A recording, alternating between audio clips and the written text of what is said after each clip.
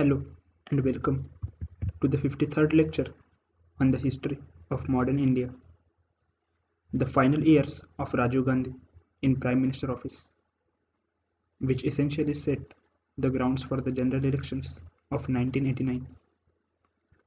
Rajiv Gandhi had come to power with a massive mandate in the polls held after his mother's death. As the general election of 1989 approached, the prospects for his party were decidedly uncertain. As in 1967 and 1977, now too, the once regnant Congress was being hard pressed to maintain its position. Let us discuss the challenges faced by Rajiv Gandhi and his attempts to regain the popularity. There was the ever more serious challenge of regional parties. Through much of Rajiv Gandhi's tenure, the Assam Gana Parishad had ruled in Assam, the Telugu Desam in Andhra Pradesh, and the Akalis in the Punjab. In January 1989, the DMK was returned to power in Tamil Nadu. More robustly placed than all these parties was the CPM in West Bengal, which in 1989 had been in office for 12 years. In this time, their leader and chief minister, Jyoti Basu, had grown phenomenally in stature. A second challenge came from the Hindu right. The old Janasangha, since renamed the Bharatiya Janata Party or BJP, had won a mere 2 seats in the 1984 elections. But it had now hitched its wagon to campaign for a Ram temple in Ayodhya. BJP cadres joined VHP and RSS workers in carrying out Ram Shila Pujans, ceremonies to worship and consecrate bricks, which they hoped would be used in the construction of Ram temple. To force this issue, the BHP announced that it would organize the formal Shilanyas at the disputed site in Ayodhya on 2nd November. The Congress government in Delhi was advised to stop Shilanyas, but eventually let it go ahead for fear of offending Hindus ahead of the general election. The brick worship ceremonies led to religious conflict in several towns in northern India. The worst hit was the city of Bhagalpur in Bihar, where Hindus and Muslims battled each other for a whole week in November. The riots in Bhagalpur and the aftermath of Ram Pujans generally further polarized the communities. The Muslims felt betrayed by the Congress, while a large section of Hindu middle class was drawn into an open support of the BJP. A third challenge to the Prime Minister came from his erstwhile cabinet colleague V.P. Singh.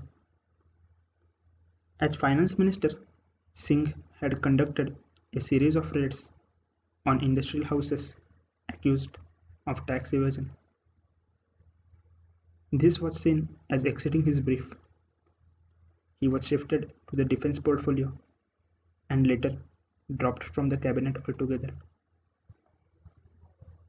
The appellation Mr. Clean was transferred from Rajiv Gandhi onto V.P. Singh. Singh left the Congress and in June 1988 stood and won as a candidate of the combined opposition in a parliamentary by-election in Allahabad. By now, he had become the focal point of a growing anti-Congress sentiment. In October 1988, his Jan Morcha was merged with the old Janata Party to form the Janata Dal. This new party then joined hands with regional groupings to create a national front, launched at Madras Marina Beach. Meanwhile, a storm broke out over revelations that commissions had been paid to middlemen in a deal involving the sale of the Swedish Bofors gun to the Indian Army. The news was first announced over Swedish radio in April 1987. Over the next 2 years, the press and opposition politicians kept up the pressure on the government, demanding that it name and punish the offenders. The government stonewalled, prompting speculation that the middlemen were somehow linked to the Prime Minister himself. The fact that there had been corruption in a defense transaction provoked widespread outrage, which was further intensified when it emerged that army experts had preferred French guns to Bofors, but had been overruled by the politicians. In the public mind, the Bofors controversy was rightly or wrongly linked to the departure of VP Singh from cabinet. In the last year of his government's tenure, that is September 1988, Rajiv Gandhi introduced a bill aimed at checking the freedom of the press. Under its terms, editors and proprietors could be sent to jail if they were guilty of scurrilous publications or criminal imputation, terms whose definition would be the privilege of the state alone. The bill was evidently a response to the spate of recent stories on corruption. It was a belated preemptive strike before more damage could be done to the government's image.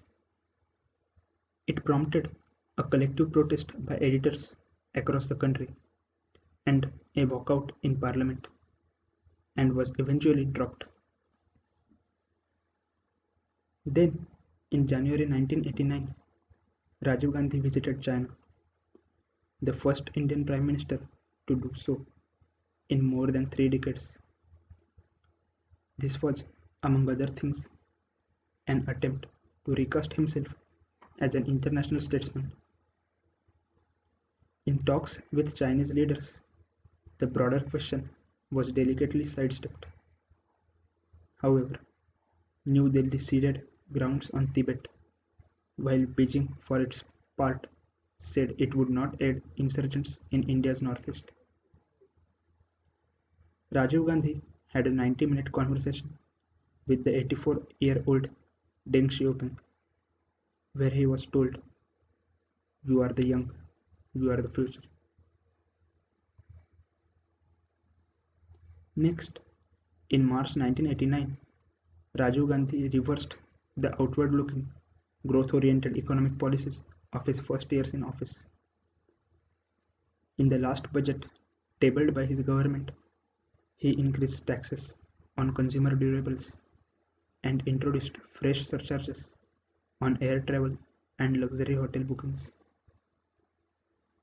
At the same time, a new employment generation scheme was introduced for rural areas.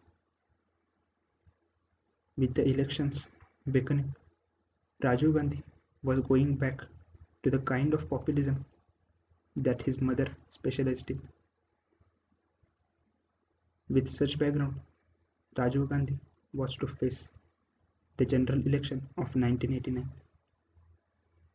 In our next video, we will discuss the general election of 1989.